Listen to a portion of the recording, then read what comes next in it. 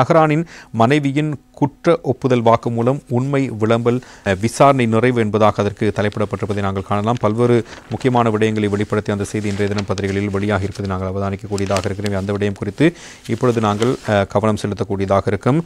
குறிப்பாக அண்மை காலமாக இது குறித்த விசாரணைகள் நடைபெற்ற நிலையில்தான் இந்த விடயம் தற்பொழுது வெளியாக இருக்கிறது. உயிர்த்த ஞாயிறு குண்டு தாக்குதலுக்கு தலைமை வகித்ததாக கூறப்படும் பிரதான தற்கொலை குண்டுதாரி சஹ்ரான் ஹாஷிமின் மனைவியான ஃபாத்திமா ஹாதியா தொடர்பிலான வழக்கின் உண்மை விளம்பல் விசாரணையுடைய சாட்சி விசாரணைகள் நிறைவடைந்திருக்கின்றன.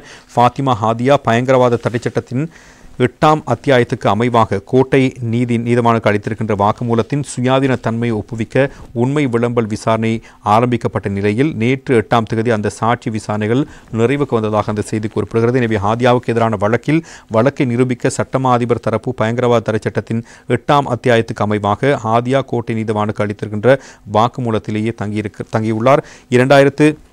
2019 ஆண்டு ஏப்ரல் மாதம் 21ஆம் திகதிக்கும் 2019ஆம் ஆண்டு ஏப்ரல் 26ஆம் திகதிக்கும் இடைப்பட்ட காலப்பகுதியில் சாரா ஜஸ்மின் என்று அழைக்கப்படும் புலஸ்தினி மகேந்திரன் என்பவர் வெடிப்பொருட்களை தயாரித்தமை மற்றும் அவற்றை சேகரித்து வைத்திருந்தமை தொடர்பில் இந்த ஊரில் வைத்தும் அறிந்திருந்தும் அந்த தகவலை போலீசாருக்கு அறிவிக்காமை குறித்து ஃபாத்திமா ஹாதியாவுக்கு எதிராக பயங்கரவாத தடை சட்டத்தின் 5ஆம் அத்தியாயத்தின் ஆவண பிரிவுகளின் கீழ் குற்றப்பகர்வு பத்திரம் தாக்கல் செய்யப்பட்டிருக்கிறது. இந்த குற்றப்பகர்வு பத்திரம் கடந்த 2021 நவம்பர் 12ஆம் தேதி தாக்கல் செய்யப்பட்டிருக்கிறது. உண்மையில் சாராவிடம் இருந்து தகவல்களை அறிந்து கொண்டு ஆதியா அவற்றை மறைத்தாரா அல்லது சிஐடியினுடைய கட்டுக்காவலில் இருந்தபொழுது அவர்களுடைய வாக்குறுதி, நிர்பந்தம் மற்றும் அழுத்தம் காரணமாக கோட்டை நீதவானுக்கு பயங்கரவாத தடைச்சட்டத்தின் பிரகாரம் வாக்குமூலம் வழங்கினாரா என்ற விடயத்திலேயே ஹாதியா குற்றவாளியாவதும் நிரபரையாவதும் தங்கியிருக்கிறது. அதன்படி ஹாதியாவினுடைய குறித்த வாக்குமூலம் தொடர்பில் உண்மை விளம்பல் விசாரணை கல்முனை மேல் நீதிமன்ற நீதிபதி ஜெயராமன் ட்ரஸ்கி முன்னிலையில் இடம்பெற்று வருகிறது. எனவே நேற்றைய தினம் வழக்கு விசாரணையின் பொழுது ஹாதியா பிரதிவாதி கூண்டிலிருந்து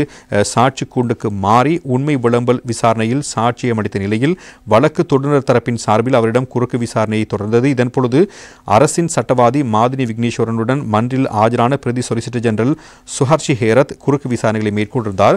குறிப்பாக கோட்டை நீதிமன்றத்துக்கு ஹாதியா அளித்த வாக்குமூலத்தினை ஜனாதிபதி விசாரணை ஆணைக்குழுவுக்கு அளித்த வாக்குமூலத்துடன் ஒப்பீடு செய்து குறுக்கு விசாரணை செய்ய பிரதி சொலிசிட்டர் ஜெனரல் சுஹர்ஷி முயன்ற போது அதற்கு பிரதிவாதிக்காக ஆஜராகிய சிரேஷ்ட சட்டத்தரணி ருஸ்தி ஹபீப் அதற்கு ஆட்சேபனை முன்வைத்திருந்தார்.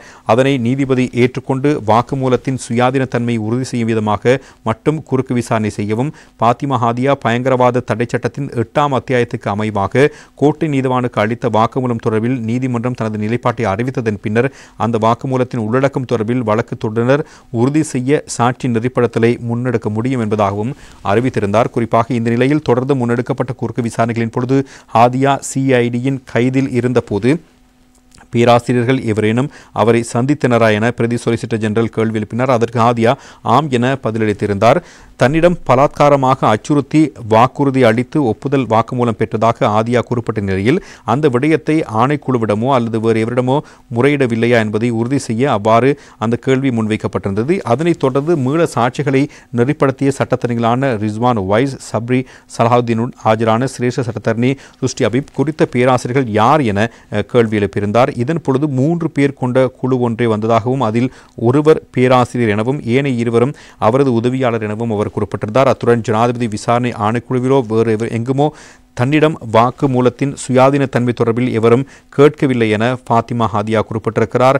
அத்துடன் நீதிமன்ற நடவடிக்கைகளின் பொழுது சட்டத்தரணியை நியமிக்க வேண்டாம் என சிஐடி தனக்கு குறிப்பிட்டதாகவும் ஜனாதிபதி விசாரணை ஆணைக்குழுவிலும் சட்டத்தரணி ஒருவரை பெற தனக்கு சந்தர்ப்பம் அளிக்கப்படவில்லை எனவும் அவர் குறிப்பிட்டிருந்த விடயங்களையும் இன்றைய தினம் பத்திரிகையில் தந்திருக்கின்றன. இந்த நிலையில் குறித்த விடயத்தில் ஃபாத்திமா ஹாதியா பயங்கரவாத தடை சட்டத்தின் 8ஆம் அத்தியாயத்துக்கு அமைவாக கோட்டை நீதிமன்றத்துக்கு அளித்த வாக்குமூலம் குறித்த உண்மை விளம்பல் விசாரணை நிறைவுக்கு வந்ததுடன் எதிர்வரும் ஜூலை 4ஆம் தேதி வழக்கு ஒத்திவைக்கப்பட்டது. அன்றைய தினம் வழக்கு கோவையின் தவறுகள் திருத்தப்படும் எனவும் அதன் பின்னர் எதிர்வரும் ஜூலை மாதம் குறித்த உண்மை விளம்பல் விசாரணை நிறைவுக்கு வந்தவுடன் விசாரணையின் எழுத்து மூல சமர்ப்பணங்களை முன்வைக்கவும் நீதிபதி உத்தரவிட்டிருக்கிறார். அதன் பின்னர் உண்மை விளம்பல் விசாரணையின் தீர்ப்பை அறிவிப்பதாகவும் நீதிபதி ஜெயராமன் ட்ரஸ்கி அறிவித்தார் என்பதாகவும் அந்த செய்தி பிரதானமான ஒரு செய்தியாக இன்றைய தினம் வெளியாகியிருப்பதையும் நாங்கள் அவதானிக்கக்கூடியதாக இருக்கிறது.